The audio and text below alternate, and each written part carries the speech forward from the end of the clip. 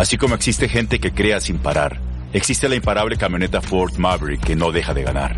Top pick de Consumer Reports como la mejor camioneta pequeña y camioneta compacta número 1 según Motor Trend. Pero la camioneta Ford Maverick no está aquí para presumir. Está diseñada para quienes prefieren crear con sus propias manos y para los que necesitan una camioneta que los ayude a concretar ideas. Así que eso que estás pensando hacer, llévalo, cárgalo, hazlo con Maverick.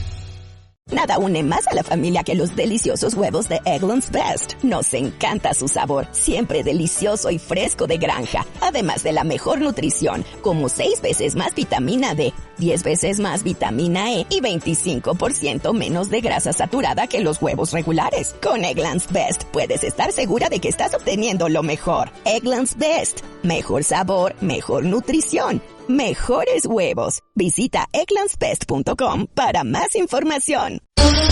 Están siguiendo un patrón. Hay formas geométricas detrás de esto. ¿Me estáis tomando el pelo? Ahí hay otro. Apareció un conjunto de luces. A unos 90 metros del suelo. Cada año surgen informaciones sobre cientos de avistamientos. Tenía forma de V rígida. Objetos no identificados capturados por radares, fotos y vídeos. ¿Habéis visto un disco volador en la C-17? Algunos vistos por pilotos. Se mueve muy rápido. Y docenas de militares. Está viniendo hacia nosotros. Pero lo que vimos estaba bajo un control inteligente. ¡Corre! ¡Tenemos que irnos de aquí, Betty! Historias aterradoras contadas por gente que cree haber sido abducida. Esa máquina bajó y me arrancó el ojo derecho. Y los eternos misterios de Roswell. Aquella persona pequeña les dijo: no tenéis por qué tener miedo, no hemos venido a haceros daño, llevamos mucho tiempo observándoos. Examinaremos los secretos que hay detrás de los avistamientos de ovnis más sorprendentes de la historia. Echadle un vistazo a esto. Y nos preguntaremos, ¿dónde está esa prueba definitiva? Si creen que nos están visitando, lo único que tienen que hacer es presentar una pista concluyente. Solo una. Encontrar una nave estrellada o un alienígena enterrado. Se trata de un auténtico y monumental desarrollo para nuestra civilización. Yo sé lo que vi.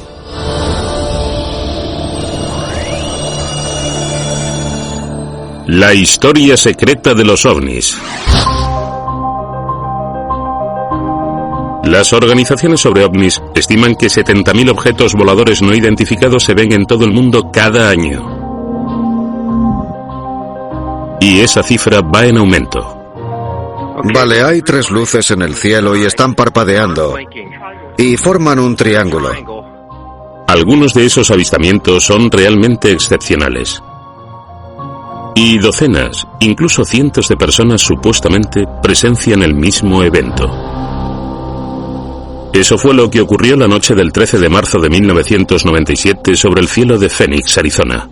Una noche en la que mucha gente estaba mirando el cielo, esperando el cometa Hale-Bopp.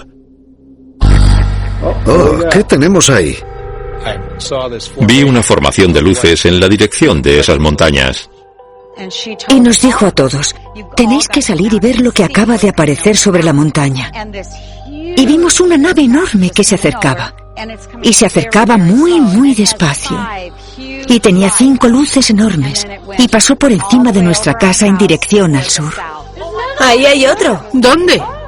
6 luces que parecían estar unidas a algo totalmente equidistante y que abarcaban una enorme distancia. ¿No os parece raro? Mirad. En realidad aquella noche hubo 2 avistamientos diferentes. Las luces que se grabaron en vídeo y dieron la vuelta al mundo aparecieron sobre las 22 horas. Pero el ovni que apareció primero sobre las 20:30 nunca fue grabado en vídeo. Y fue el ovni de las 20:30 el que la familia Watson vio mientras se acercaba desde la montaña Camelback al noroeste de su hogar. Sue, Kevin y Erin vieron algo que cambiaría sus vidas. Se parecía bastante a un boomerang y debía de medir varios campos de fútbol de ancho, por lo menos. Cruceros, como 2 cruceros de largo probablemente. Sinceramente creo que tenía esa longitud. Era gigante. Mientras tanto, Greg, un experimentado piloto de aviones de ala fija y helicópteros que prefiere permanecer en el anonimato, estaba volviendo a casa de cenar con su mujer cuando lo vio. Me he pasado años observando luces y aviones en el cielo. Y no era algo habitual. No había ningún sonido asociado. Todo estaba en silencio. Puedo decir, con una seguridad razonable, que había masa entre las luces. Tenía forma de V rígida y no tenía ese movimiento relativo entre medias que suelen tener los aviones en formación. Y entonces siguió avanzando y avanzando y avanzando y de repente estaba justo ahí. Y entonces, igual de rápido que había llegado, se marchó. Solo con hablar de ello se me vuelven a poner los pelos de punta. Algunas personas lo vieron despegar a una velocidad enorme y todo ocurrió bajo un silencio sepulcral. Lynn Kitay es doctora y escritora y durante años ha fotografiado luces extrañas en Phoenix. Desde entonces ha escrito un libro y producido un documental sobre el incidente. Algunos niños afirmaban que podrían haberle tirado una piedra. Así de cerca estaba. Bueno, se veía en los compartimentos. Parecía como un centro comercial flotante. Mirad, ahora hay otra. Parece ser que el espectáculo de luces solo era el principio. Ahí está la tercera. Aunque nadie había fotografiado las luces de las 20:30, un conjunto más impresionante aún de luces apareció a las 22 horas, y en este caso fueron grabadas por varias personas en vídeo. Sue, échale un vistazo a esto. Mike Criston fue uno de ellos. Estaba fotografiando el conjunto de luces que había aparecido. Eran 8 o 9 luces que habían formado una especie de arco. Se mantuvieron en esa posición durante unos 2 minutos y medio o 3. ¡Dios mío! Por fin he conseguido grabarlo. Eran mucho más brillantes que cualquier otra luz de la ciudad. Estaban a la altura de las montañas, que están a unos 40 kilómetros. Probablemente midieran unos 5, 6 o 7 kilómetros de ancho. ¡Ahí hay otro! Hay 4. Mirad, siguen llegando. Lo he grabado en vídeo. Al otro lado de la ciudad, otra familia se quedó sorprendida por lo que estaba grabando en vídeo. ¡Madre mía! Están siguiendo un patrón. Hay formas geométricas detrás de esto. Lo he grabado en vídeo. Vaya, parece que ese ha... Y entonces, 3 minutos después de que Mike Criston empezara a grabar, las luces de South Mountain desaparecieron. Han desaparecido. Ya no están.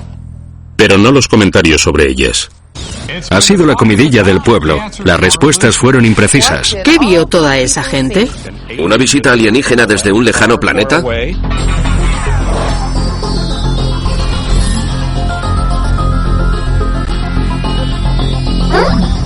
Esperamos su aprobación. ¿Qué tenemos aquí? Más tarde aparecía una explicación oficial sobre los avistamientos de las 22 horas. 4 meses después, la Guardia Nacional Aérea de Maryland anunció que había estado en la ciudad en ese mismo momento como parte de su despliegue de invierno. Habían estado llevando a cabo maniobras nocturnas sobre sus instalaciones de Barry Goldwater a unos 300 kilómetros de Phoenix. Parte de sus ejercicios consistieron en lanzar bengalas de iluminación LUU-2 extremadamente brillantes. James McGahey, un piloto jubilado de las Fuerzas Aéreas y astrónomo amateur, nos lo explica. Hablé con el piloto que lanzó las bengalas.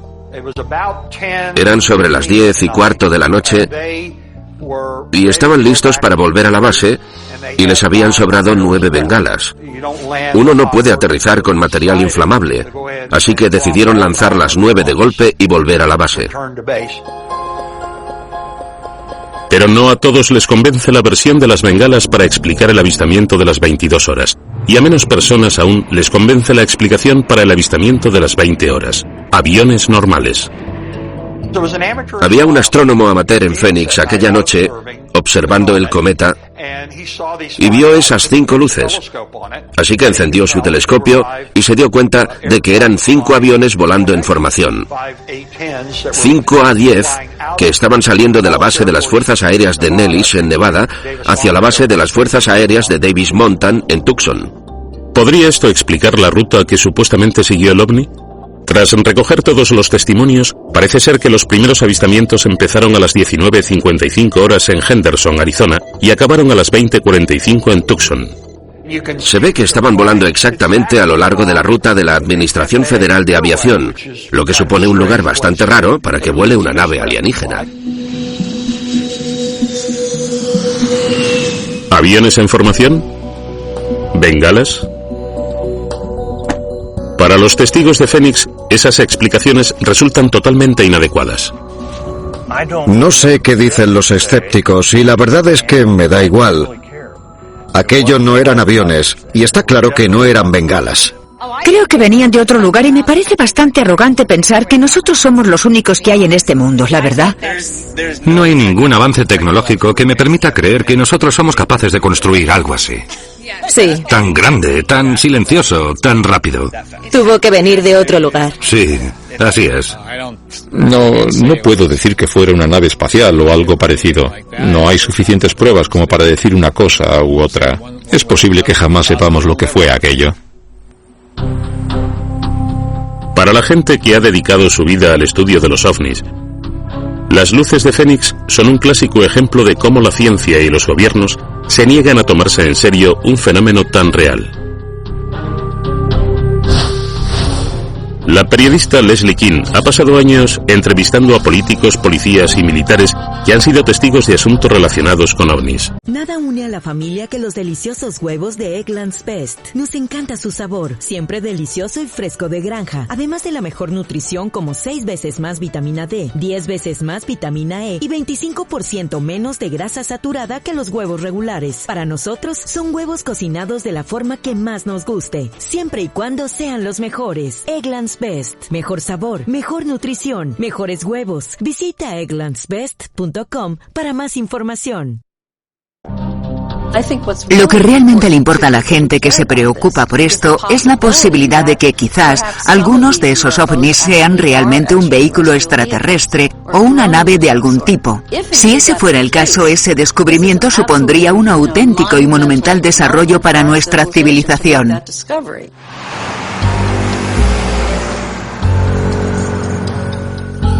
Pero si los ovnis representan visitas extraterrestres, ¿cuánto tiempo llevan con nosotros?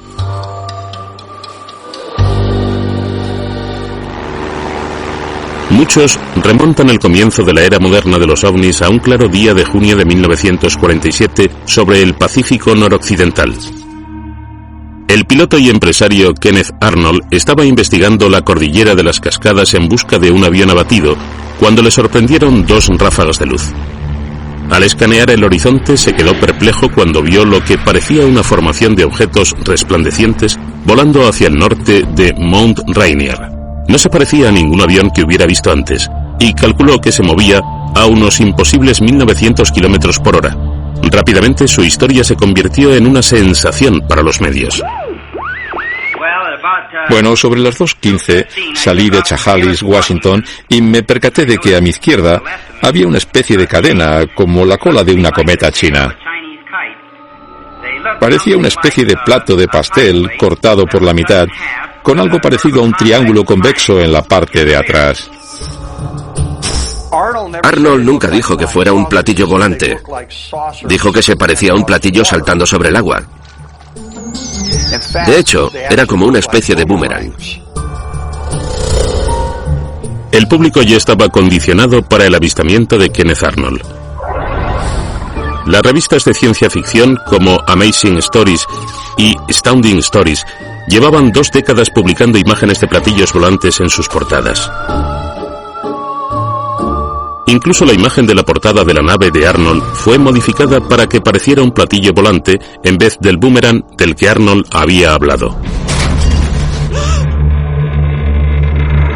Y en cuestión de semanas aparecieron cientos de personas afirmando haber avistado otros platillos volantes.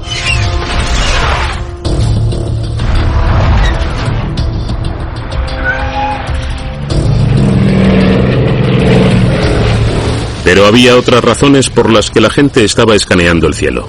La Segunda Guerra Mundial acababa de terminar y la Guerra Fría estaba a punto de empezar. Seth Shostak, experimentado astrónomo del Instituto SETI, se dedica a buscar signos de inteligencia extraterrestre. Durante la guerra se produjo un gran desarrollo de los cohetes y la gente comentaba que quizás fuera posible utilizarlos no solo para ir desde Alemania hasta Inglaterra, sino también hasta la Luna o más allá. Los viajes espaciales, que hasta entonces solo habían sido ficción, de repente empezaron a ser algo posible y la gente empezó a ver cosas en el cielo. No resulta sorprendente porque había muchas cosas en el cielo. Creo que el hecho de que los alienígenas decidieran visitarnos a principios de los años 40 más bien fue un reflejo del estado de nuestro propio conocimiento y de nuestra tecnología. La ola de avistamientos de 1947 desembocó en un montón de especulaciones, algunas sobre nuevas armas soviéticas y otras sobre visitantes del espacio exterior. Pero al principio los objetos parecían relativamente inofensivos. Aquello cambió el 7 de enero de 1948. El capitán F. Mantell de la Guardia Nacional de Kentucky, un piloto de 25 años y condecorado en la Segunda Guerra Mundial, estaba a punto de aterrizar su Mustang P-51 en el campo de las Fuerzas Aéreas de Godman, cuando él y algunos otros pilotos recibieron la orden de seguir a un objeto enorme con forma de cono, avistado por los operadores de la torre. Bueno, estuvieron buscando y no consiguieron encontrarlo. Y el resto de aviones tuvieron que aterrizar porque se estaban quedando sin gasolina. Pero él decidió que iba a encontrarlo. Así que voló más y más alto y se notaba cómo la sangre le corría por las venas y su corazón estaba como loco de la emoción.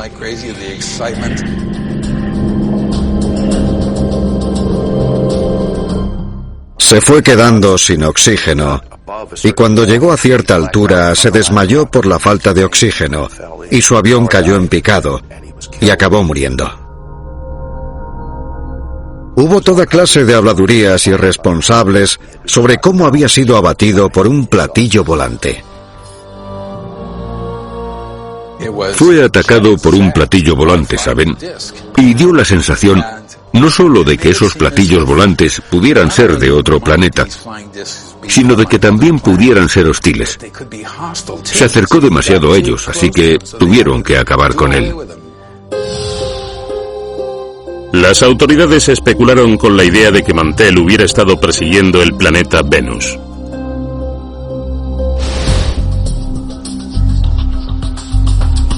Resultó que lo que había visto al final era un globo a una tremenda altitud, que en aquel momento era un proyecto confidencial. Ponían cámaras y otras cosas en los globos y conseguían que ascendiesen a grandes altitudes. Iban a utilizarlos para intentar espiar a los rusos. Ahora los ovnis eran algo que había que tomarse muy en serio. Debido a los avistamientos de ovnis en los alrededores de las bases militares, el gobierno de los Estados Unidos dio el visto bueno a las fuerzas aéreas para empezar a estudiar los ovnis. La operación primero denominada Proyecto Signo, al final se transformaría en el famoso Proyecto Libro Azul. Las noticias mostraban cómo los investigadores se dispersaban para interrogar a todos los testigos. Entre los casos que investigó el Proyecto Libro Azul, muchos se hicieron conocidos por las fotos que nunca pudieron desacreditarse del todo. Estas están entre las fotos más famosas de todo el mundo. Las fotos de McMinnville. Hechas por un granjero de Oregón, Paul Trent, las fotos acabaron en la revista Life y al final, ante un comité gubernamental a mitad de los 60, donde fueron juzgadas como algunas de las fotos de ovnis más reales del mundo. Hoy, más de 60 años después, siguen rebatiéndose y analizándose. Después aparecieron las curiosas luces de Lubbock, en Texas, fotografiadas por el estudiante tejano Carl Hart Jr. en agosto de 1951. Sus fotos mostraron avistamientos previos y hasta lecturas por radar. Y estas también llegarían a las páginas de la revista Life. En 1952 las cosas se habían calmado un poquito en cuanto a los ovnis se refiere. Los avistamientos y la cobertura mediática desaparecieron. Parecía que los visitantes estaban perdiendo interés.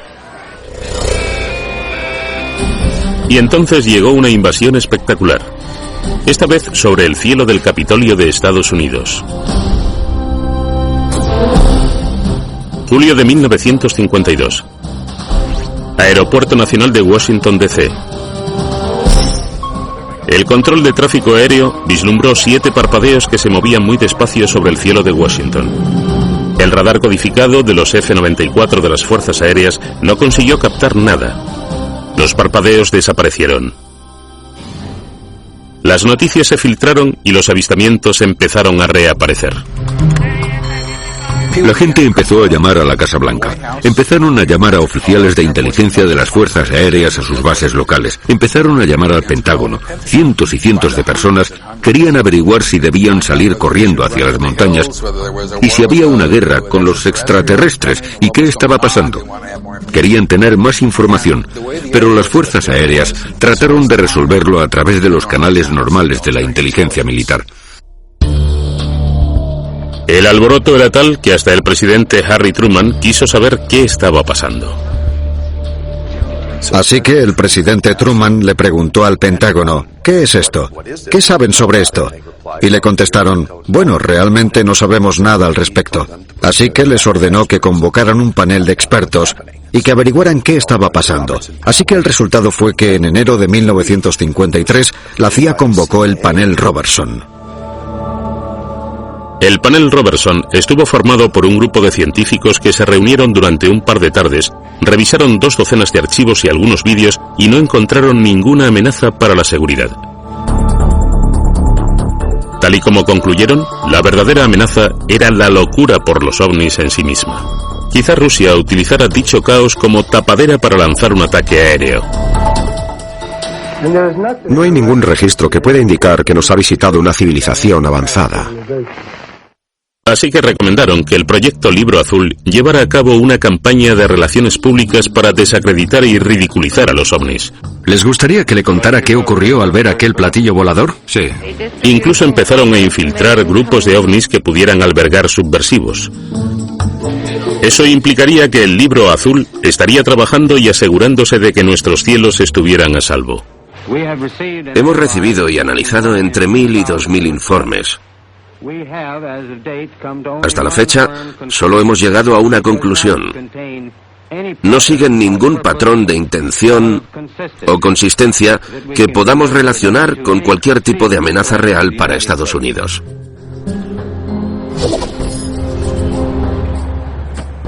¿No le parece un tanto inusual que un meteorito cayera al otro lado de la carretera y después planeara hasta allí? El investigador principal del proyecto Libro Azul y astrónomo J. Allen Hynek comenzó su labor como un dedicado desacreditador. Era una luz clara. ¿Entonces se colocó entre la torre y usted o no? Sí, eso es lo que quería decir. Viajó por todo el país intentando encontrar explicaciones realistas para los avistamientos, pero poco a poco las pruebas le fueron convenciendo. Hay algunos datos de los casos más interesantes que me intrigan, del mismo modo que puede intrigarme una historia de misterio. Y me gustaría obtener respuestas. Su momento más ridículo llegó tras su explicación de los avistamientos que se habían producido durante toda una semana en Michigan en 1966. Cuando llegó a la copa de los árboles, paró y apareció una luz azul y blanca. Los primeros avistamientos de objetos brillantes bailando sobre una ciénaga alrededor de Dexter, en Michigan, fueron denunciados por docenas de testigos. Se movían muy rápido. Incluyendo a la policía. Bueno, si lo llaman platillo volante, eso es lo que fue. Solo vi la parte de delante y pude ver luces a ambos lados. Una semana después, una mujer de Hillsdale College, a 65 kilómetros de distancia, estoy segura de haberlo visto, pero no soy capaz de comprenderlo porque parece algo irreal. Vio unas luces similares también sobre una ciénaga. Solo quería quedarme ahí y no podía dejar de mirarlo. No podía marcharme. Al principio, Hynek se negó a juzgarlo, pero después de consultarlo con las oficinas centrales, llevó a cabo su desprestigio más conocido: la combustión espontánea de los gases de la ciénaga. A veces los gases se unen formando bolas y se marchan flotando. Hynek, que acuñó el término encuentros cercanos, acabó convirtiéndose en un dedicado creyente y ufólogo. El público, ajeno e indiferente a los desacreditadores informes del Libro Azul, siguió adelante con su fascinación por los ovnis. Algunos incluso afirmaron haber conocido a extraterrestres. El 24 de agosto de 1953 subí a bordo de un platillo durante 20 minutos. Los autodenominados contactados contaban historias sobre cómo habían paseado con nuestros pacíficos hermanos espaciales. El 12 de julio hice un viaje en un platillo volante a Marte, Venus, Clarión y Orión. Cuando digo Orión, no me refiero a Orión. Es un planeta fuera de nuestra galaxia. Los contactados eran un grupo de charlatanes y estafadores de los años 50 que decidieron rentabilizar los supuestos avistamientos. Todo lo que me enseñaron mostraba que nuestra civilización estaba al borde del precipicio. Afirmaron tener una comunicación continuada con hermanos espaciales que habían venido a detener la guerra y a curar el cáncer. Somos vuestros amigos. Por favor, contactad con nosotros.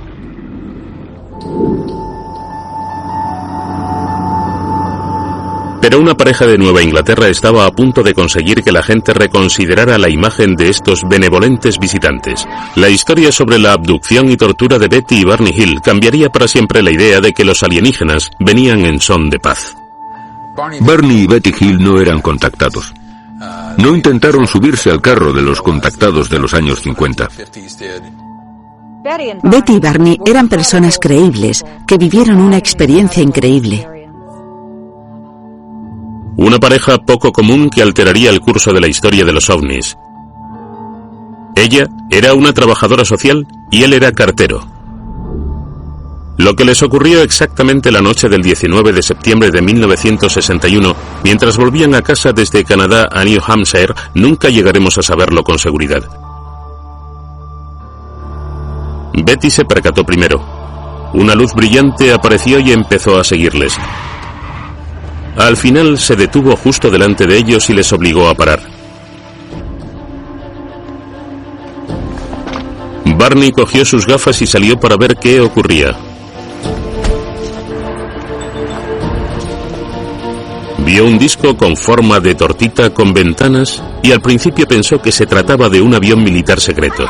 Barney, vuelve al coche. Después vio a unas figuras extrañas que le miraban y su miedo empezó a aumentar. ¡Dios mío! Aterrado, volvió corriendo al coche, se subió y arrancó rápidamente. El coche empezó a zumbar y los dos quedaron totalmente entumecidos.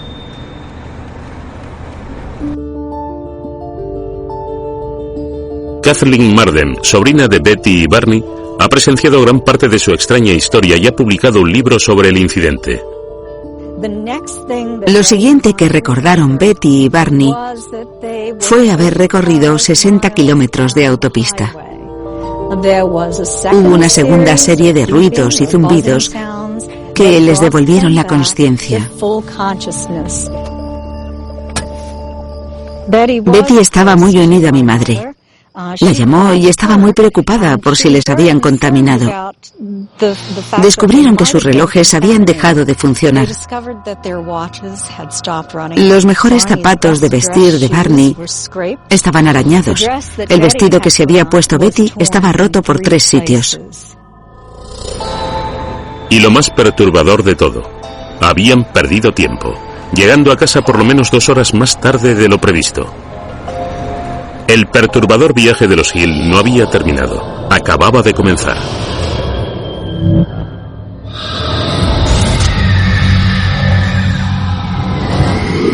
Betty Hill empezó a tener sueños, pesadillas en realidad, en las que subía una nave espacial y la examinaban unos alienígenas. Supuestamente tanto ella como Barney fueron abducidos, aunque Barney no tuvo ningún sueño. Betty empezó a escribir y a reescribir los detalles de sus pesadillas en su diario y empezó a obsesionarse con sus amigos. Ella y Barney empezaron a sospechar que les había ocurrido algo en las carreteras de las montañas blancas de New Hampshire durante las 2 horas que no conseguían recordar. Así que hicieron una serie de viajes al lugar del encuentro, intentando reconstruir exactamente qué había pasado durante esas horas perdidas. Se preocuparon y se asustaron por ello y Barney empezó a deprimirse con todo aquello. Aquello consiguió destrozar su sentido de la realidad y le pasó factura. Barney empezó a padecer úlceras sangrantes. Al final buscaron ayuda psicológica en el doctor Benjamin Simon, uno de los mejores psiquiatras del país. Él utilizó la hipnosis para intentar que los Hill regresaran a la noche del encuentro y que pudieran recordar los detalles de lo que les había ocurrido. Durante 6 meses, Betty y Barney se sometieron a sesiones de hipnosis diferentes, y ambos recordaron experiencias prácticamente idénticas.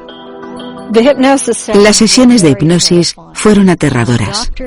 El Dr. Simon afirmó que Betty y Barney expresaron más emociones y más traumas que los veteranos de guerra. Los dos recordaron que Barney no había vuelto al coche para volver corriendo a casa. En vez de eso, él y Betty abandonaron la carretera principal y fueron detenidos por un control de seres con enormes e hipnóticos ojos que rodearon el coche. Las grabaciones de sus sesiones resultan perturbadoras. ¡Corre! ¡Dios, dame fuerzas! ¡Tenemos que escapar! ¡Betty! ¡Tenemos que escapar, Betty!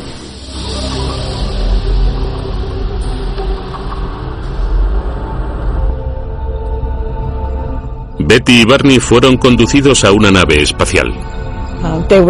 Les llevaron a habitaciones separadas y les sometieron a un examen físico muy raro.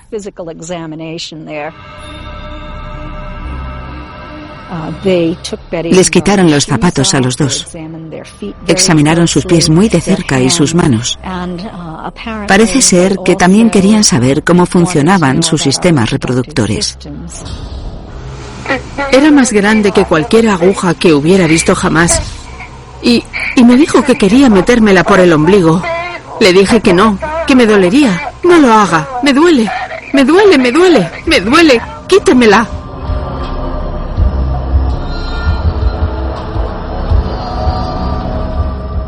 Barney Hill fue llevado a otra habitación y también fue examinado.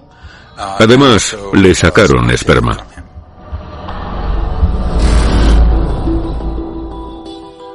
El Dr. Simon, su psiquiatra, creyó que algo había aterrado a los Hill, pero no unos alienígenas. Se preguntó si quizás Betty había revivido un sueño durante la hipnosis y Barney había absorbido parte de la información del sueño de Betty para confabularse.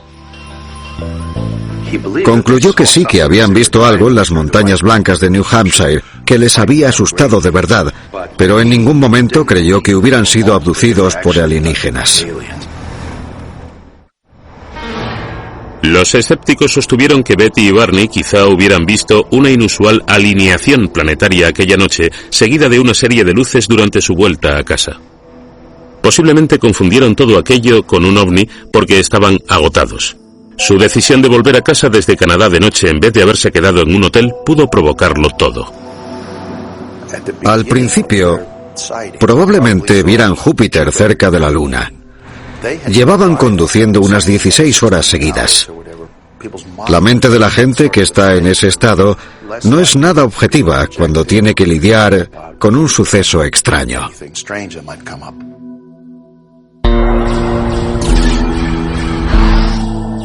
Pero independientemente de lo que pasara, Betty y Barney se convirtieron en personajes famosos. Las primeras personas en Estados Unidos que afirmaban haber sido abducidas por alienígenas.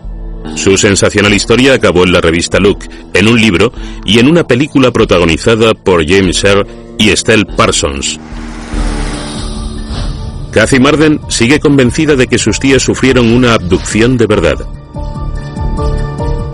Yo sí creo que fueron abducidos. ¿Quién sabe? Quizás fueran extraterrestres, quizás fueran seres interdimensionales, quizás sí pertenecían a algún lugar de la Tierra y jamás les habíamos visto antes. Es una buena pregunta. La verdad es que no lo sé. Lo que sí es cierto es que el caso de los Hill tuvo una enorme influencia en el mundo de los ovnis y permitió que mucha otra gente empezara a afirmar que había sido abducida. Y en los 70 hubo más y más y más casos. E imitaban bastante bien al suceso de los Hill. Iban a algún sitio, normalmente de noche, en algún lugar solitario, y de repente veían una luz en el cielo, bajaba y se los llevaba. 2 hombres en Pascagoula, Mississippi, dijeron la semana pasada que una especie de nave espacial había aterrizado a su lado en el campo y les había subido a bordo para fotografiarles. Y no tenían manos como nosotros, más bien tenían una especie de pinzas o garras o algo parecido. Empezó a planear ahí arriba, justo debajo de la copa de los árboles. Logger Travis Walton causó sensación desapareciendo durante 5 días después de que sus amigos afirmaran haber visto cómo se lo llevaba la luz de un ovni. En Stanford, Kentucky, 3 mujeres afirmaron que un ovni se había llevado su coche. Más tarde, bajo hipnosis, recordaron haber subido a bordo de la nave y haber sido víctimas de experimentos. Todos seguían el mismo patrón de los Hill: encuentros con un ovni en el exterior, extraños episodios de desapariciones y sorprendentes revelaciones sobre abducciones y extraños experimentos médicos revelados a través de la hipnosis.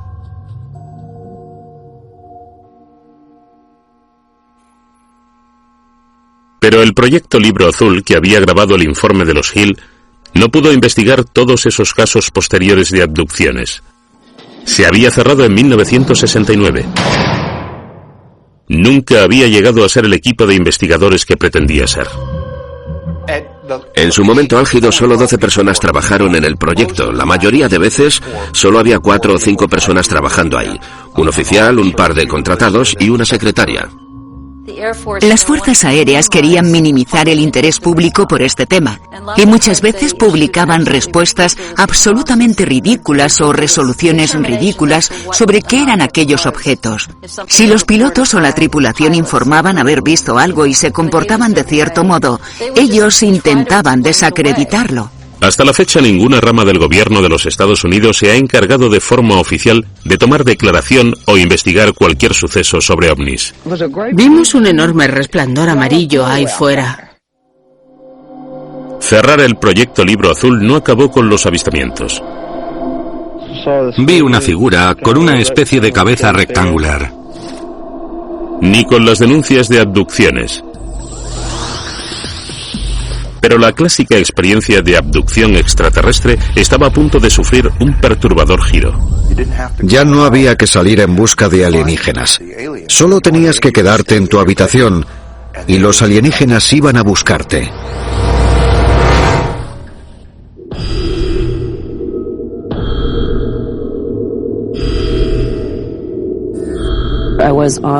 Estuve en una mesa de lo que llamamos salas de examen y los médicos o científicos o lo que fueran estaban trabajando conmigo y bajó una máquina y me arrancó el ojo derecho y se lo llevó mientras yo lo estaba mirando y eso es todo lo que recuerdo.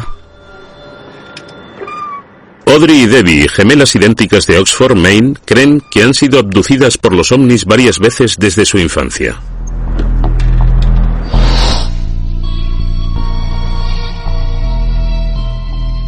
El primer recuerdo que tengo es de cuando tenía 4 o 5 años. Recuerdo que me fui a dormir por la noche y le supliqué a mis padres que no me metieran en la cama, porque unos hombres calvos iban a venir a buscarme.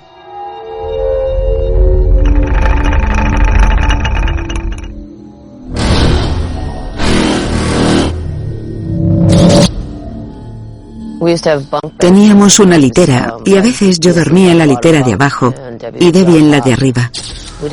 Y cuando teníamos alguna experiencia con los hombres calvos, a la mañana siguiente aparecíamos en camas opuestas. Las llamadas abducciones en habitaciones, como las de Audrey y Debbie, se pusieron de moda en los 80. Fue una época en la que utilizar la hipnosis para recuperar recuerdos olvidados se convirtió en algo muy famoso. El investigador de ovnis Bud Hopkins descubrió que la gente que afirmaba haber desaparecido solía esconder dicho recuerdo. El profesor de la Universidad de Temple, David Jacobs, fue más allá. Empezó a explicar cosas sobre ovnis en su clase de historia americana y comenzó a hipnotizar a los abducidos. El número de casos se disparó y los detalles empezaron a acumularse. Todos eran parecidos y muy raros, sobre todo aquellos relacionados con la reproducción. A lo largo de los años, la visión de David Jacobs sobre el fenómeno de las abducciones alienígenas se ha ido oscureciendo progresivamente. Le pasa a todo el mundo. No hay ningún grupo en particular al que le ocurra. Y la gente no recuerda qué le ha pasado inmediatamente después de la abducción, unos segundos después. La gente es abducida una y otra y otra y otra vez. ¿Dónde están los otros dibujos? Igual que los sujetos de David Jacobs, las gemelas fueron recuperando sus recuerdos sobre los experimentos reproductivos, sobre todo unos que parecían estar enfocados a la creación de híbridos entre humanos y alienígenas. Les subían a bordo, les quitaban la ropa, les quitaban esperma y óvulos. Los óvulos los extraían como posibles implantes fetales o como posibles extracciones fetales, y eso era todo. Gracias a la hipnosis, recordé haber sufrido examinaciones que fueron... examinaciones reproductivas. Y me pusieron inyecciones muy dolorosas. Me encontraron una cicatriz tan grave en el tejido que tuvieron que practicarme una histerectomía parcial. A mí también. A veces, después, les llevaban a otra habitación donde había tanques llenos de líquido, y en dichos tanques había fetos en varios estados de gestación. Algunos parecían humanos, otros parecían alienígenas y otros algo entre medias. Y había dos cosas de cristal en la habitación que parecían incubadoras. Había un bebé que se parecía mucho a un humano, pero no del todo. Y había otro a su lado que no se parecía en nada a un humano.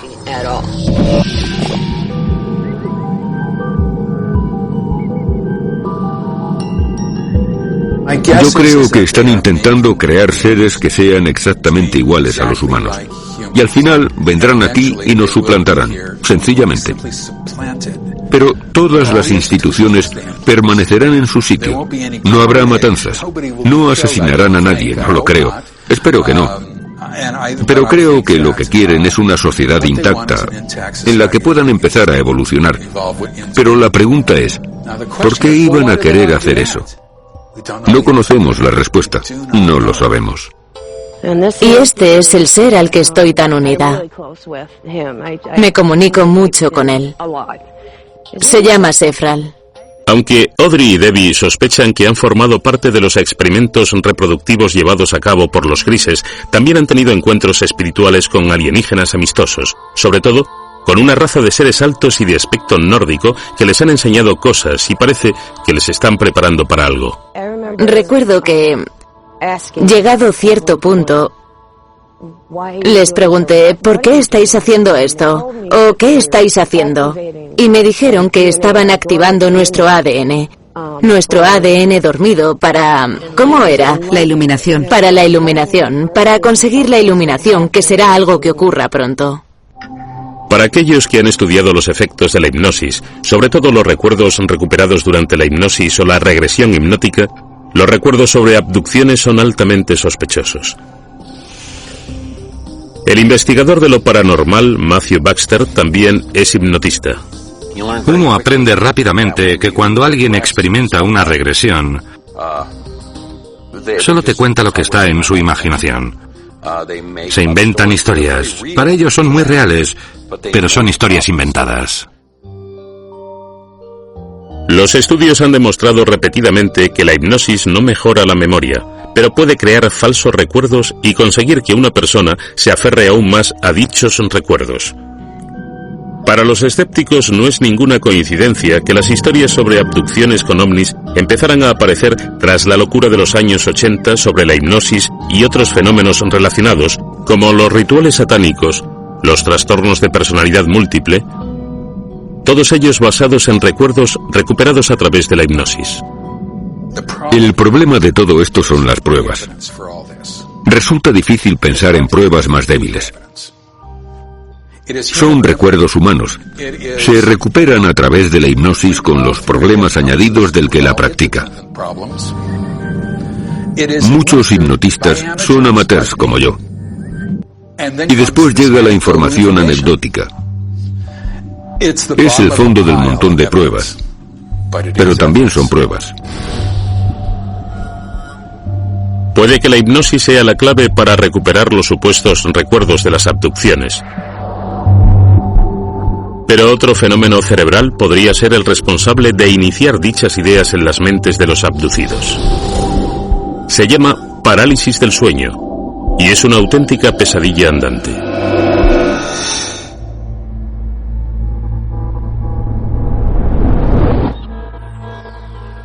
Me sujetaron una especie de lazos vivos que me rodearon.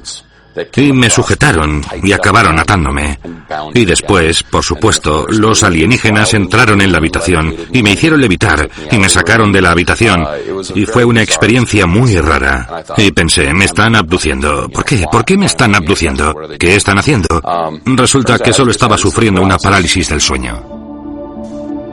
Cuando soñamos, nuestro cerebro apaga nuestra capacidad de movernos para que no nos hagamos daño mientras tenemos dichos sueños.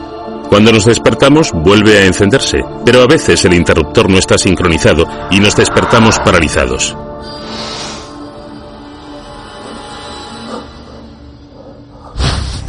Brian Sharpless, un psicólogo clínico de Penn State, está especializado en la investigación de la parálisis del sueño. La parálisis del sueño es la experiencia de o quedarse dormido o despertarse y descubrir que estás paralizado. Pero tenemos cierto grado de conciencia y nuestros ojos sí que pueden moverse y podemos ver lo que pasa en la habitación. A veces supone una aterradora experiencia para la gente que lo sufre, no solo por la parálisis, sino por las alucinaciones que suelen acompañarla. Las alucinaciones varían, pero suelen ser de 3 tipos. Primero, el intruso. Una presencia demoníaca que se acerca.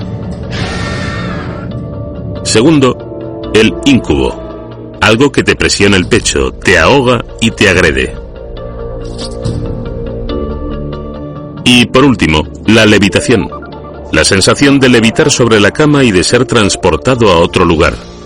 Si combinamos las 3, acabaremos teniendo algo bastante parecido a lo que suele contar la gente en sus historias sobre abducciones con ovnis. Creo que las 3 categorías son consistentes con lo que cuenta la gente que afirma haber sido abducida por alienígenas. Sentir una presencia en la habitación, sentir que alguien está encima de ti, que te agrede sexualmente y que te hace levitar.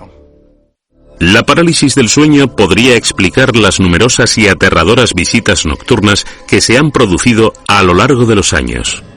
En determinados momentos y lugares, las brujas, demonios, fantasmas y espíritus han servido como explicación para la parálisis del sueño, así que es posible que los estadounidenses del siglo XXI recurran a los alienígenas tecnológicamente avanzados para hacer lo mismo. Pueden cambiar de forma física. Tanto para los que creen que han sido abducidos, como para el terapeuta que los trata, sus experiencias son tan reales como cualquier otra parte de sus vidas. Hablar de la parálisis del sueño parece un insulto comparado con lo que creen que han experimentado. Cuando se sufre, parece tan real que no puedes decirle a alguien que cree que ha sido abducido que solo ha sufrido parálisis del sueño. Intentan desacreditar a la gente como nosotros una y otra vez, pero la cuestión es que los hemos visto, los hemos tocado, los hemos oído, los hemos olido y hemos estado toda nuestra vida con ellos. Nos han marcado. Sí, y son muy reales. Sé que a la gente le da miedo creer en ellos, pero a veces tenemos que ir un poquito más allá. Es algo desagradable, no me gusta lo que he descubierto. Ojalá nunca me hubiera implicado en esto. Creo que se trata de una situación en la que la ignorancia es una bendición. No hay nada que podamos hacer al respecto. No podemos detenerlo, creo que no. No hay armas contra ello. No podemos hacer nada al respecto. Es global. Para ellos es un programa muy amplio y por tanto muy importante.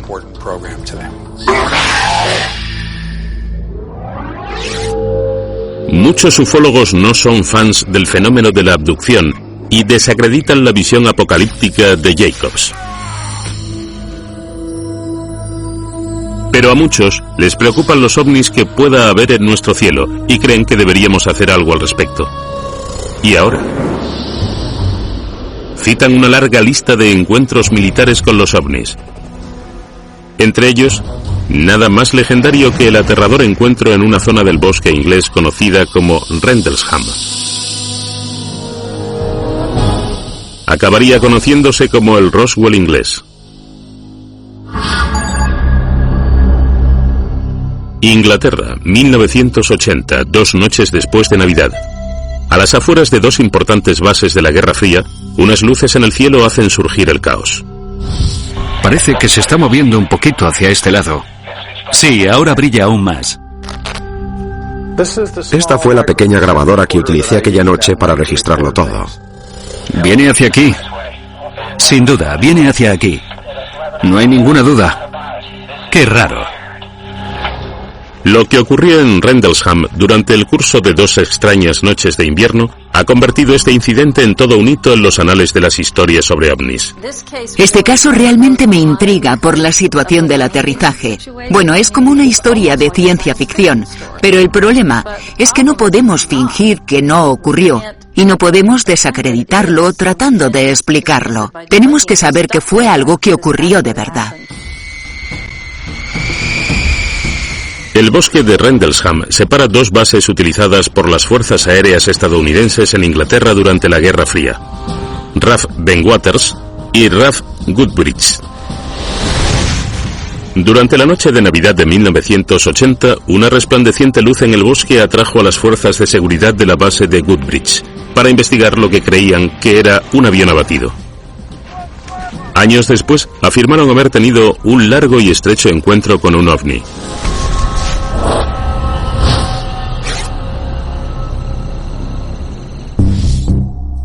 El coronel jubilado de las Fuerzas Aéreas, Chuck Halt, y posterior subcomandante de la base, al principio rechazó el informe. El día después de Navidad, fui a primera hora de la mañana a ver al sargento de policía para recoger unos papeles. Unos papeles sobre la cronología de lo que había ocurrido durante las 24 horas previas. Y cuando entré en la comisaría, el sargento empezó a reírse, así que le dije, ¿qué tiene tanta gracia? Y me contestó, coronel, no se lo va a creer, pero anoche Peniston, Burrows y Kavanasek estuvieron en el bosque persiguiendo ovnis. Vieron unas luces y ocurrió algo. No estoy muy seguro de qué ocurrió. Y nos entró la risa e intentamos encontrar una explicación lógica para aquello, pero nadie le dio muchas vueltas en aquel momento. Lo que ocurrió realmente aquella noche fue confuso y tuvo que ver con unas extrañas luces en el cielo. Años después, los informes serían cada vez más detallados y más raros, incluyendo encuentros reales. Lo que más me llama la atención es que algo aterrizó allí y tenemos pruebas físicas de que aquello ocurrió. En los informes más detallados, los 3 oficiales, Peniston, Burrows y Kavanasek, siguieron dicha luz hasta el bosque y vieron una nave triangular. Se acercaron mucho a ella, la inspeccionaron y pasaron unos 40 minutos tomando notas, observándola, y uno de ellos hasta la tocó. Y después, cuando la vieron despegar a una velocidad extraordinariamente rápida, hizo una maniobra entre los árboles y desapareció. Pero los encuentros no habían acabado. 2 noches después sería el turno del coronel Halt. El teniente de policía que estaba de servicio llegó blanco como una pared y dijo, «Ha vuelto». Contestamos, ¿qué ha vuelto? Y dijo, el ovni ha vuelto. Vamos con cuidado, vamos. Estamos observando lo que parece un haz de luz bajando hacia el suelo. Esto es surrealista. Halt cogió su grabadora a un par de oficiales y un contador Geiger con detector de radiación y se marcharon hacia la base. Una vez en el bosque avanzaron hacia donde se suponía que 2 noches antes habían visto un ovni. Así que me llevaron al bosque y me enseñaron el lugar que habían marcado. El suboficial especializado en desastres cogió el contador Geiger y colocó el medidor junto a los árboles, mirando hacia el lugar donde se suponía que habían aterrizado. Y los niveles eran mucho más altos del lado de los árboles, junto al lugar del aterrizaje, que en el lado más alejado. También había algunas marcas en los árboles, y la policía descubrió justo al lado del follaje que había una abertura encima de las ramas, que estaban rotas y que las hojas habían sido apartadas. Entonces empezaron a pasar cosas muy rápidamente. Y ahí nos quedamos, examinando y tomando notas. Yo estaba tomando notas con la grabadora y uno de los tenientes me dijo, «Mira ahí, ¿qué es eso?» ¿Has visto una luz? ¿Dónde? Más despacio. ¿Dónde? Justo en esa posición de ahí, enfrente, entre los dos. Ahí está otra vez. Ahí está. Sí, yo también lo veo. Ahí, esa pequeña y extraña luz roja. Y vimos un objeto brillante en la lejanía. La mejor forma de describirlo sería decir que se parecía a un ojo. Era un poquito ovalado y de un color rojizo anaranjado. Hubo un momento en el que se acercó bastante a nosotros y después retrocedió hasta el campo de un granjero. El objeto se estuvo moviendo en ese campo durante, no sé, 20 o 30 segundos y silenciosamente explotó en 5 objetos blancos que desaparecieron. Bueno, nos quedamos ahí en shock, no sabíamos qué pensar. Vayamos hacia el norte. El coronel Halt trasladó a su equipo hacia el lugar en el que había desaparecido el objeto. Y entonces alguien del grupo, no recuerdo quién, dijo: mirad, mirad hacia el norte. Y empezamos a ver objetos brillantes al norte. Objetos de varios colores que se movían a un ritmo muy raro. Se está moviendo rápido. Ahí llegan desde el sur. Ahora vienen hacia nosotros. Uno de los objetos procedentes del sur pasó muy rápido, a unos 600 o 900 metros sobre nuestras cabezas. Se detuvo justo encima y apareció una luz vertical que apuntaba hacia el suelo y que describiría como una luz láser o una luz blanca. Estamos dando la vuelta y nos dirigimos de nuevo a la base. El objeto sigue proyectando luces hacia el suelo. ¿Era un arma? ¿Era una forma de comunicación? ¿Era un aviso? ¿Qué era? E igual de rápido que apareció, desapareció. Durante el tiempo que estuve ahí fuera no dejé de pensar: ojalá no me hubiera involucrado en esto. ¿Qué voy a hacer ahora? Nadie se va a creer esto. Probablemente sea el final de mi carrera. Halt le envió un breve informe al ministro de Defensa británico 2 semanas después de presenciar las inexplicables luces. Pero el ministro decidió que dicho asunto no suponía una amenaza para la seguridad nacional. Pero sí que hubo un visitante del espacio durante la primera noche del incidente de Rendlesham. Dicho incidente no habría ocurrido si no hubiera habido una bola de fuego aquella noche. Un meteorito muy brillante. Fue casi igual de brillante que la luna llena. Es común que la gente vea un meteorito brillante en el cielo y crea que acaba de aterrizar justo al lado de la línea de los árboles, porque es una cuestión de percepción. Así que salieron, y mientras estaban ahí fuera, alguien llamó a la policía británica. Y la policía británica envió un coche y había unas carreteras diminutas en el bosque para llegar a la base, y estuvieron conduciendo por ahí con las luces encendidas, y aquello fue lo que vieron esos hombres. Es una pequeña y extraña luz roja. Pero ¿cómo se explica el encuentro del coronel Halt con aquellas luces 2 noches después? El astrónomo Ian Ridpath fue el primero en reconocer que había una sincronicidad entre las cintas de Halt y la fuente de la luz que se proyectó sobre el suelo, el cercano faro de Orford-Ness. Y de repente alguien dijo: mirad eso. Y vieron una luz parpadeante. Y si uno ve un vídeo sobre el faro y pone la cinta del coronel Halt y le oye decir: ahí está otra vez, cada vez que lo veía, era las mismas veces que la luz del faro parpadeaba. Hay una luz. Ahí está la luz otra vez.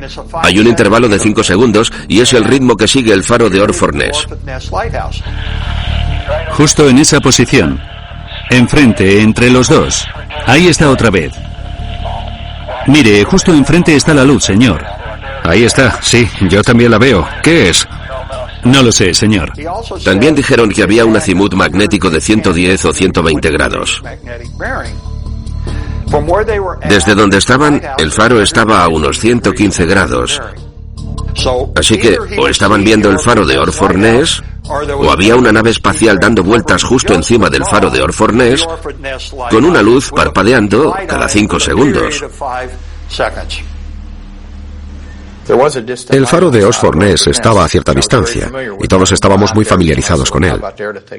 Había un pub muy agradable al que solíamos ir a cenar, y aquello no fue el faro.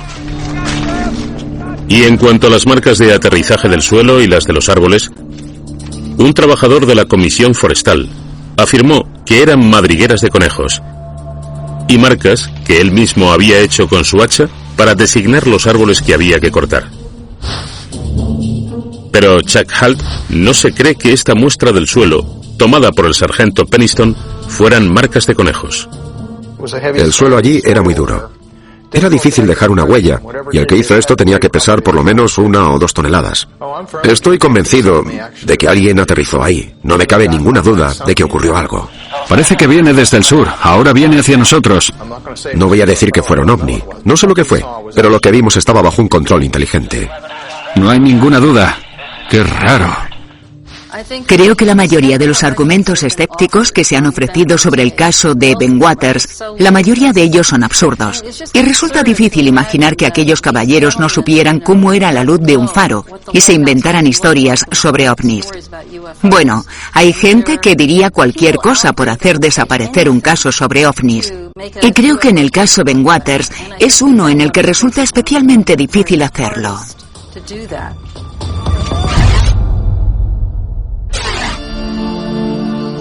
Al final, el caso de Ben Waters Rendlesham acabaría siendo un cruce de acusaciones entre los gobiernos estadounidenses y británico. Y al mismo tiempo que ocurría lo de Rendlesham en Inglaterra, empezaron a surgir muchas más historias sobre ovnis en el suroeste de Estados Unidos.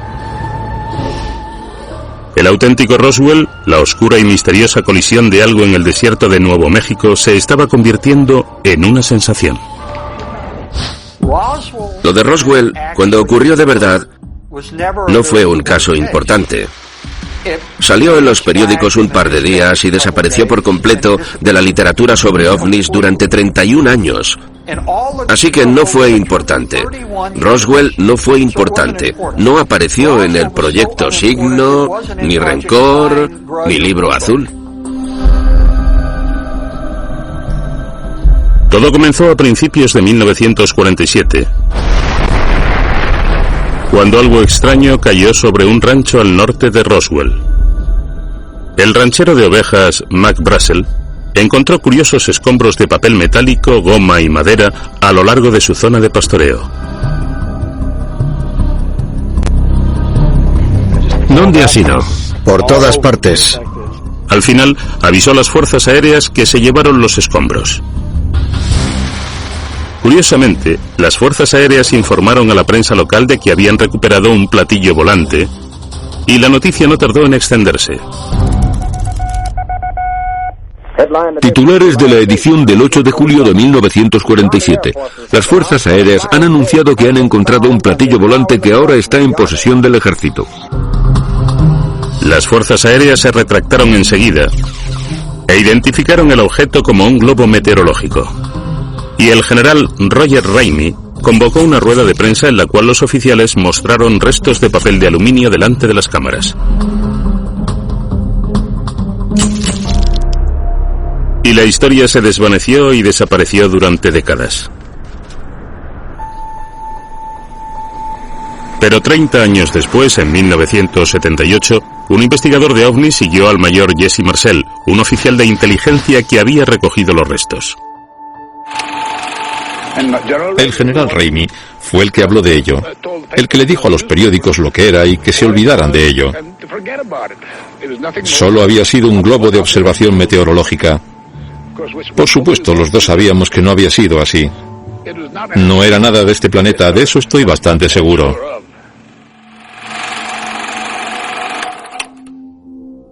Tras la revelación de Marcel, la historia de Roswell recobró importancia. Enseguida docenas y después cientos de testigos de primera y segunda mano empezaron a hablar. Contaron historias sobre materiales con propiedades milagrosas, otras zonas afectadas y al final sobre cadáveres de alienígenas e incluso extraterrestres vivos.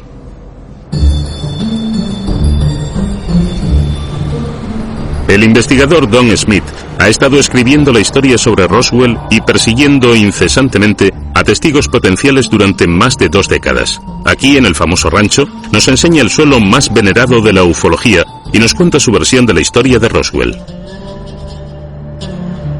Esta es la localización exacta en la que el ranchero Mac Brazel descubrió aquellos restos a primera hora del 4 de julio. Era un material que nunca había visto antes. Era totalmente irreconocible. Era poco común, sobre todo por lo ligero que era.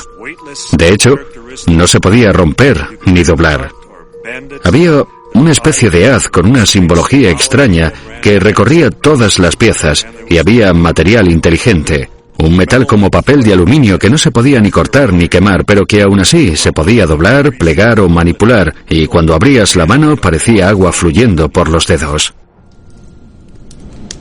Fawn Fried es la nieta del ranchero Mac Brazel. Nunca ha podido tocar el material, pero recuerda haber oído hablar sobre unos palos extraños y restos de metal.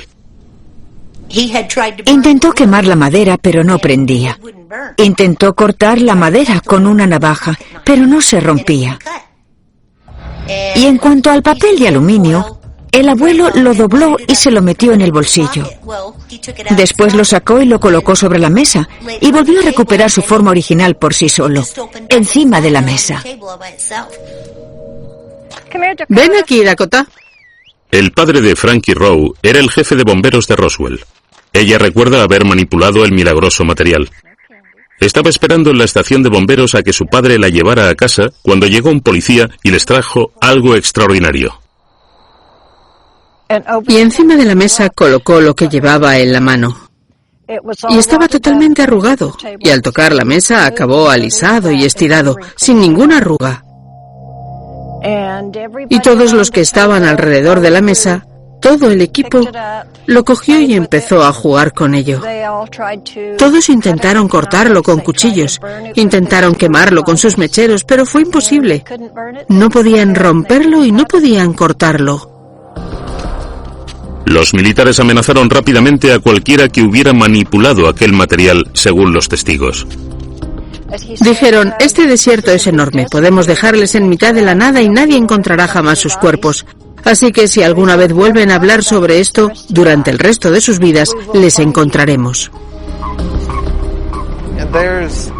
Hubo gente aquí, en Roswell, que desapareció hace muchos años y que jamás fue encontrada por hablar sobre lo que había pasado. El padre de Carlin Green vivía en Roswell en 1947. En el momento de su muerte le contó varias cosas al respecto. Me incliné sobre él y le dije, papá, te quiero y nos veremos pronto. Y me dijo, cariño, no dejes que nadie te diga que aquella colisión nunca ocurrió. Me dijo, yo estuve allí, yo vi la nave y vi a los grises, y aquella fue la última vez que pude hablar con mi padre. Los grises eran los alienígenas, las supuestas víctimas de la colisión de Roswell. Frankie Rowe recuerda que su padre le dijo que fueron mucho más que simples cadáveres. Llegó a casa para cenar con una historia sobre el superviviente de un accidente. Cuando llegaron allí descubrieron que un platillo volante se había estrellado y que había 2 cuerpos en el suelo, pero ya estaban cubiertos. Y dijeron que estaban en lo que él llamó bolsas para cadáveres. Y había otro que estaba caminando y que estaba vivo.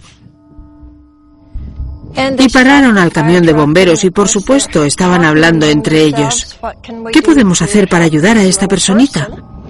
Y aquel ser les habló y les dijo, no hay nada que podáis hacer, no tengáis miedo, no estamos aquí para haceros daño, llevamos mucho tiempo observándoos. Estoy convencido al 99% de que una nave de origen desconocido, en una fuerte tormenta eléctrica que hubo a última hora del 3 de julio de 1947, por la razón que fuera, ya fuera porque se estrelló un rayo o porque hubo algún problema en el funcionamiento, explotó y los restos cayeron en aquella zona y abarcaron una superficie de más de 1 kilómetro. Y luego, una vaina o cápsula continuó unos 50 kilómetros más en dirección hacia Roswell antes de impactar, y ahí fue donde se recuperaron la nave y los restos de la tripulación.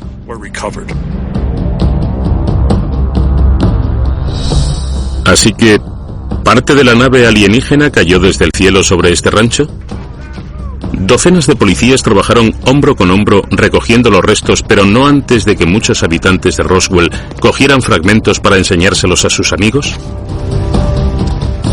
¿Otra parte de la nave, una cápsula, se estrelló más cerca de Roswell con su tripulación?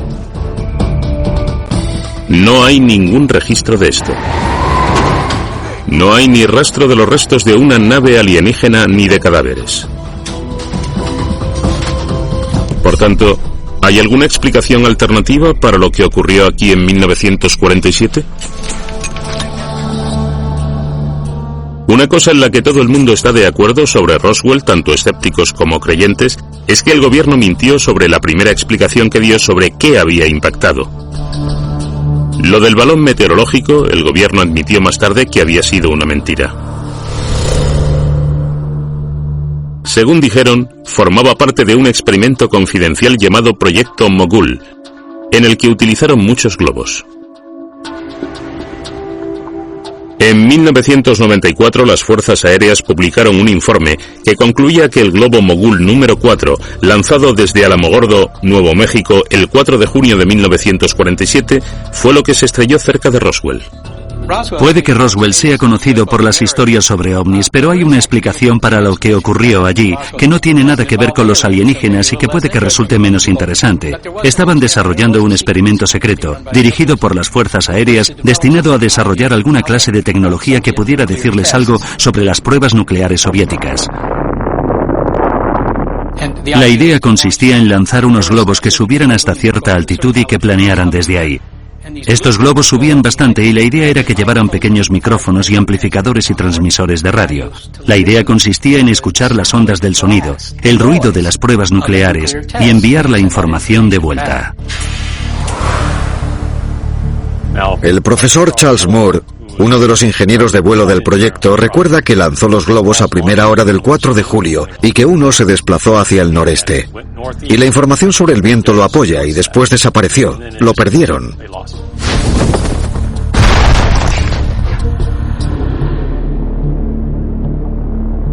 Si era algo tan secreto, ¿por qué nadie fue a buscarlo? ¿Cómo es que nadie se dio cuenta de que faltaba uno?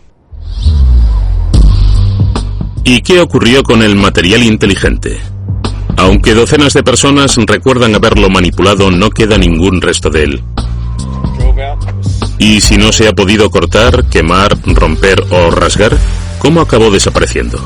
Sí, si ese material era tan irrompible, ¿cómo se rompió en 1 millón de trozos que acabaron repartidos por una zona de varios kilómetros? Bueno, era indestructible. Nadie pudo romperlo. Y aún así, un rayo consiguió destruirlo y fragmentarlo en miles de trozos o millones de trozos que se esparcieron a más de 1 kilómetro.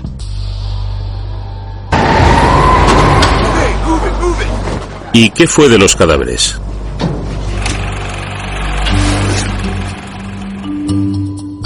El gobierno cree que puede que la gente recordara unas pruebas con muñecos que llevaban trajes y que se lanzaron desde una gran altura sobre el desierto. Dichas pruebas se efectuaron años después, pero con el tiempo el gobierno cree que la gente lo mezcló con los recuerdos del accidente. Entiendo que la gente pensara que eran cadáveres que estaban intentando recuperar y que pensaran que eran alienígenas. Bueno, aquellos muñecos que estaban utilizando eran calvos, llevaban trajes raros y solo tenían 4 dedos. Se parecían mucho a las descripciones que hizo la gente sobre aquellos cuerpos. Smith está convencido. Ha llevado a cabo varias excavaciones arqueológicas en el lugar donde el hijo de Mac Brazel y otros testigos describieron un agujero de 3 metros de ancho que recorría todo el terreno. Él cree que fue el rastro que dejó un trozo de la nave que explotó. En 1995 convencimos al Departamento de Arqueología de la Universidad de Nuevo México para que organizaran una excavación ahí. Y nos sorprendió gratamente que accedieran y que estuvieran dispuestos a incluirnos en dicho proyecto. Jamás olvidaré cuando el arqueólogo principal me llamó y me dijo: Don estaba ahí. Estaba exactamente donde dijeron los testigos. Y había una V simétrica justo debajo de la superficie. Pero parece que faltan pruebas inmediatamente posteriores al choque. Una de las historias que contó uno de los testigos fue que aquel enorme agujero estuvo en el suelo durante años, pero aún así nadie cogió su cámara y fue a hacerle una foto. Tampoco aparece en ninguna fotografía aérea de 1949. Así que, ¿a dónde fue? Algunos científicos han especulado con que aquel agujero pudiera ser una madriguera de coyotes.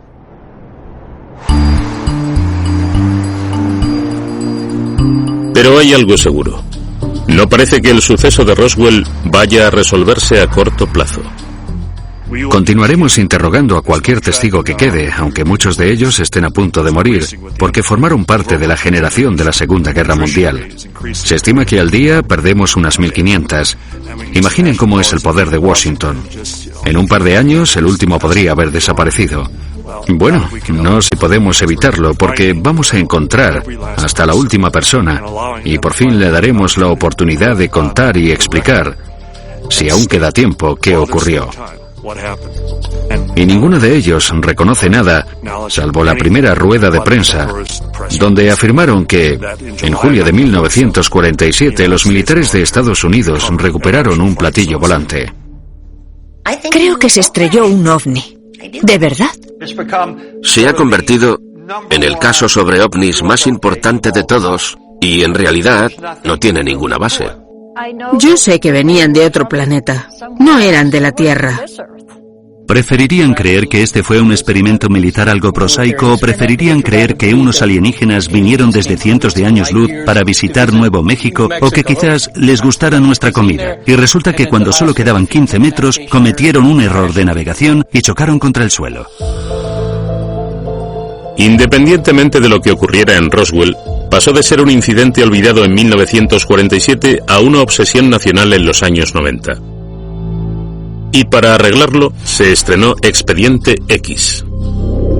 Primero considerada una serie de culto y después la serie definitoria de su era, este programa de televisión se hizo muy popular. Llevó la conspiración de Roswell, las abducciones alienígenas, los seres híbridos, los encubrimientos del gobierno y los planes alienígenas para conquistar el mundo a millones de hogares.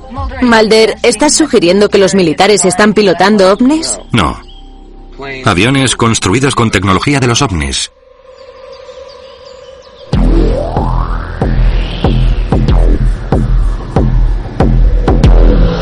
En 1997, cuando Expediente X iba por su cuarta temporada, las encuestas mostraron que el 80% de la población estadounidense creía que el gobierno estaba ocultando información sobre la existencia de extraterrestres.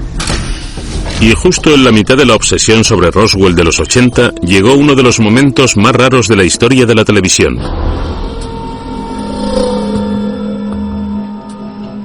La autopsia de un alienígena. El 28 de agosto de 1995, millones de personas en Estados Unidos se quedaron pegados al televisor para verlo.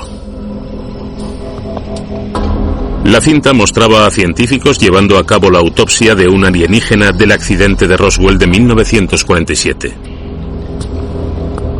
Un experto forense determinó su autenticidad, pero otros médicos expertos se mantuvieron escépticos. Tenían muchas dudas sobre el vídeo. ¿Por qué una autopsia tan importante se hizo con tantas prisas y de forma tan chapucera?, se preguntaron. ¿Por qué el cámara no grabó los momentos más críticos y las partes vitales de la disección no pudieron verse? Además, destacaron que la autopsia más importante de la historia se había grabado en color con unas condiciones totalmente controladas y que los análisis microscópicos se habrían documentado.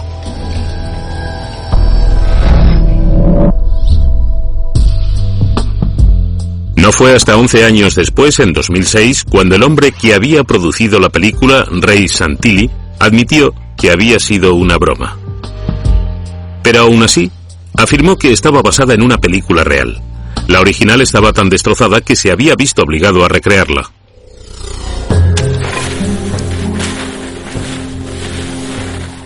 Para los que crean de verdad, estos muñecajos calvos son una auténtica vergüenza.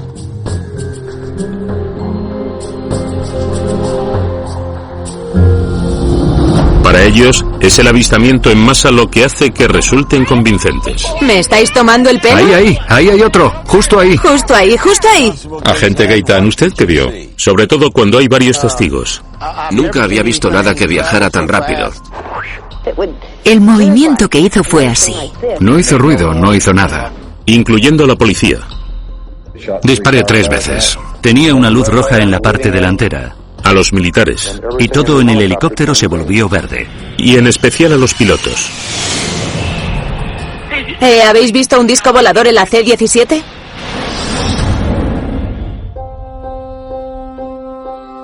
Los llamados avistamientos en masa se remontan a mucho antes de la era de los platillos volantes. Algunos incluso creen que las apariciones bíblicas de los ángeles fueron avistamientos en masa de naves extraterrestres. En la Edad Media, pueblos enteros en Alemania y Suiza afirmaron haber visto esferas ardiendo y globos negros bailando en el aire. En 1896, cientos de personas en Sacramento presenciaron cómo una misteriosa nave sobrevolaba la ciudad de noche. Y aquello desató una oleada de avistamientos similares en todo Estados Unidos. La noticia del día, el vídeo que ha hecho hablar a todo Texas. Zona cero para el avistamiento en masa más grande de un ovni. Avistamientos de ovnis. Y no solo en Estados Unidos. Desde avistamientos de platillos en Australia hasta luces con forma de boomerang en el valle de Hudson. Cientos de triángulos vistos en Bélgica durante un año. Y docenas en una sola noche en Siberia. Esferas brillantes causando una conmoción en Zimbabue. Y cientos sobre Guadalajara, México. Los ovnis hasta han congestionado el tráfico aéreo en China. Después ocurrió un desconcertante suceso en el aeropuerto de Chicago O'Hare en 2006, cuando testigos en tierra afirmaron haber visto un platillo metálico en el cielo sobre la puerta C-17. La conversación por radio fue grabada. ¿Habéis visto un disco volador en la C-17? Los pilotos que estaban en tierra afirman haber visto un ovni a 1000 pies. ¿Alguien ha visto un platillo volante sobre la puerta Charlie 17? ¿Habéis visto algo por ahí? Lo vimos hace media hora. Más de una docena de testigos afirmó haber visto el platillo, pero ninguno de ellos lo hizo de forma pública. Llevo bastante tiempo en O'Hare y nunca había visto un objeto que tuviera ese aspecto. Aquel suceso no fue investigado por ninguna agencia gubernamental. Ningún testigo de aquel caso ha querido contar su historia y darnos su nombre. Todos han querido permanecer en el anonimato por miedo a perder su trabajo. Así que ahí tenemos una importante prueba sobre la situación a la que tienen que enfrentarse los profesionales de la aviación en cuanto a ese fenómeno se refiere. La Administración Federal de Aviación no investigó nada, pero especuló con que los testigos simplemente vieron un fenómeno meteorológico poco habitual conocido como nube perforada. He llamado a un montón de científicos expertos en nubes, físicos de nubes, científicos atmosféricos, expertos climatólogos, y ahora sé que una nube perforada no puede formarse si no está helando. Tiene que estar helando para que se pueda formar una nube perforada. Y resulta que no hacía ese frío cuando se formó aquel banco de nubes en el aeropuerto de O'Hare. Así que una vez más, la Administración Federal de Aviación nos ha dado una explicación que físicamente no resulta posible. Pero eso no evitó que nos dieran dicha explicación. Los pilotos que quieren contar que han visto ovnis han sido reprendidos por la AFA para que no lo hagan, algo realmente sorprendente. Les dicen: no queremos saber nada sobre los ovnis. Si veis uno, aunque suponga una amenaza, no nos lo contéis.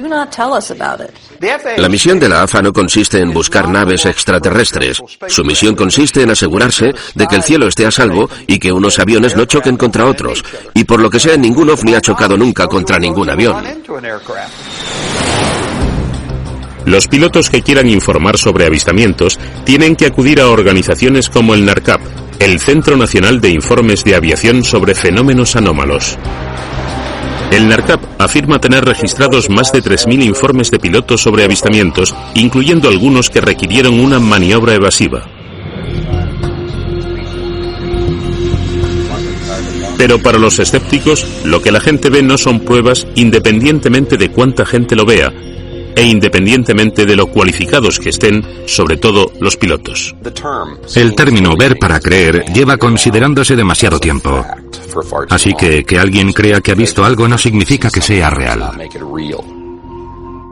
Nuestro cerebro renueva y adorna nuestros recuerdos sobre algo de forma constante. Eso es lo que hace nuestro cerebro, construye la narrativa. Y desapareció de nuestra vista. ¿Qué tienen de malo los testimonios oculares? Sobre todo los de observadores experimentados como policías, militares y pilotos. Se ha constatado una y otra vez que las personas son muy malas observadoras y recuperadoras de lo que ven, sobre todo cuando están alteradas o estresadas. Así que despegó e hizo una serie de movimientos circulares. Y la policía y los pilotos suelen ser peores que la población general, de acuerdo con varios estudios. Tenía la forma de un cigarrillo enorme, encendido por ambos extremos. Incluso J. Allen Hynek, el famoso ufólogo, descubrió que el 88% de los pilotos comerciales y militares malinterpretaban cosas en el cielo. Y otro estudio reveló que un sorprendente 95% de los informes de policía sobre ovnis fueron malas interpretaciones. Posiblemente sea porque tanto policías como pilotos están entrenados para estar hipervigilantes ante posibles amenazas. Era un objeto sólido. No era de gas, ni un globo, ni nada. Estaba lo suficientemente cerca como para saber que era metálico y que era grande. Aquí no hacemos esas cosas.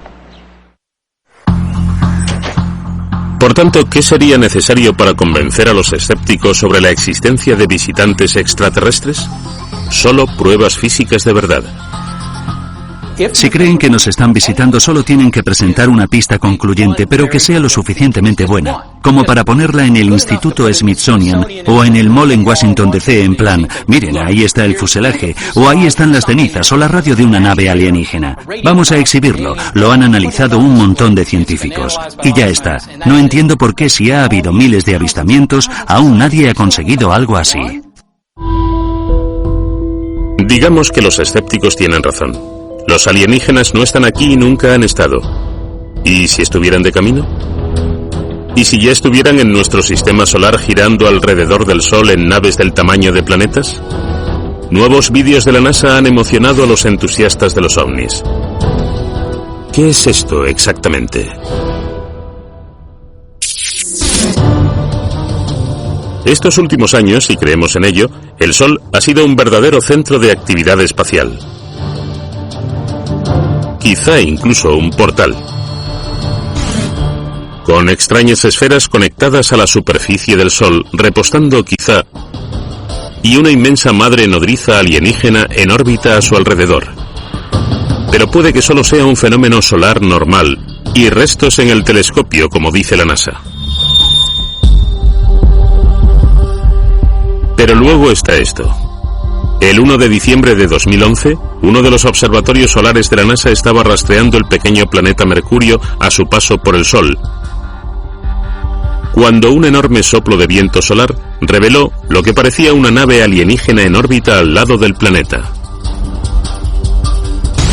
Algunos, con una teoría conspiratoria, creen que podría ser ¿el qué? ¿Una nave espacial?